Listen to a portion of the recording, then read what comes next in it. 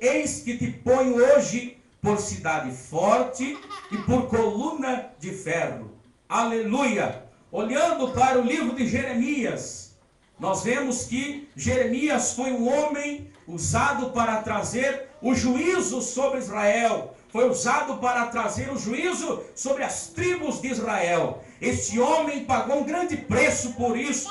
Era um homem solitário, era um homem incompreendido. Jeremias vivia desta forma, mas o importante era que ele agradava ao Deus Todo-Poderoso, porque ele era coluna de ferro, foi escolhido para ser coluna de ferro. Amados irmãos, quando nós olhamos para esta palavra coluna de ferro, nós vemos que é uma coisa muito forte, coluna de ferro. Nos dias em que vivemos, nos tempos em que vivemos, né? O mundo de muita apostasia, o mundo está muito complicado, porque muitos falsos ensinadores, falsos homens que se diz homem de Deus já têm se levantado. Então coluna de ferro hoje não é fácil para encontrar, e nós vamos ver aqui algumas características da mulher, do homem, do crente que tem esta característica de coluna de ferro. Eu quero dar um tema para esta mensagem. Onde estão os colunas de ferro que o Senhor levantou? Aonde estão os colunas de ferro que o Senhor levantou? Levante a mão. Tem coluna de ferro aqui? Amém. Glórias a Deus.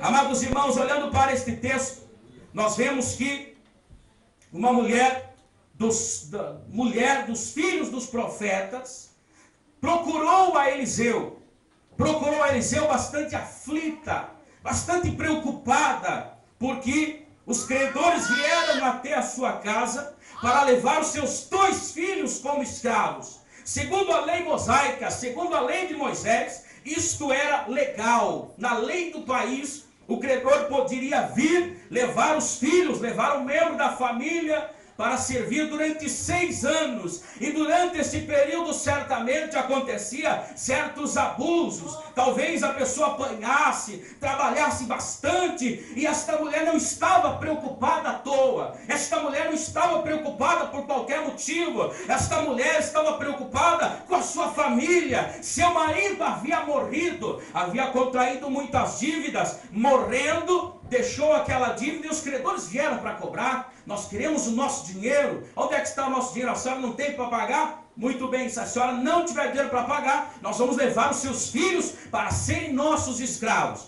Esta mulher estava preocupada, então procurou o homem de Deus. Chegou a Eliseu dizendo: Eliseu, meu senhor, tu sabes que o meu marido, teu servo, serviu ao Senhor com fidelidade, serviu a Deus com muito temor ao Senhor. E agora a minha situação é a seguinte: eu estou numa situação complicada. Os credores vieram, querem levar os meus filhos para serem escravos. Eu não tenho com o que pagar. E agora o que é que eu vou fazer? Eliseu olhou para aquela mulher com o amor que ele tinha no coração, que só vem do Espírito Santo, aquele espírito maravilhoso de profeta. Olhou para aquela mulher e disse: mulher, o que tens em casa? Me diz o que você tem em casa lá, porque eu tenho que ver o que eu posso fazer por você. Eu não sei o que eu posso fazer por você. O que é que você tem em casa? Olha, Eliseu, eu tenho um pouquinho de azeite numa botija. Eu tenho um pouco de azeite. E Eliseu então teve uma direção de Deus. Opa, ela tem um pouquinho de azeite. Se tem azeite, se tem um pouquinho de azeite na botija, Deus pode fazer um milagre. Quantos nesta noite tem azeite na botija? Quantos nesta noite tem azeite na botija? Amados irmãos, vale a pena lembrar que este homem que deixou estas dívidas era por nome de Obadias. Você vai encontrar no capítulo 18 de 1 Reis. Obadias era o mordomo de Acabe, para você poder entender toda a história.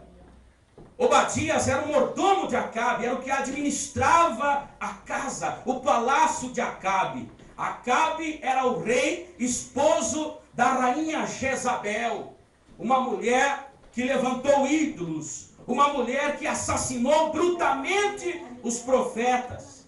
Ela matava os profetas brutalmente. E Obadias servia a Acabe, o seu esposo. Mas Obadias era crente.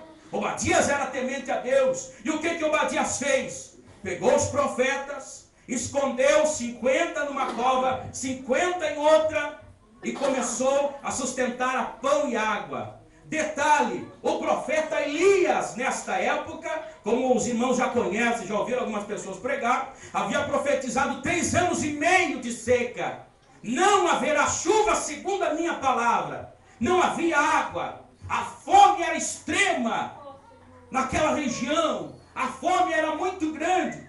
E Obadias, então, sustentou os profetas com pão e água, e Jezebel procurava os profetas para matar. Mas Obadias era temente a Deus. Irmãos amados, como Obadias era mordomo de Acabe, ele tinha os fornecedores de água para o palácio. E Obadias, então, lá, comprava água e levava para o palácio. Levava para o palácio de Acabe. Então, ele tinha meios, ele tinha contatos. E começou a comprar água para levar para os profetas na cova. Começou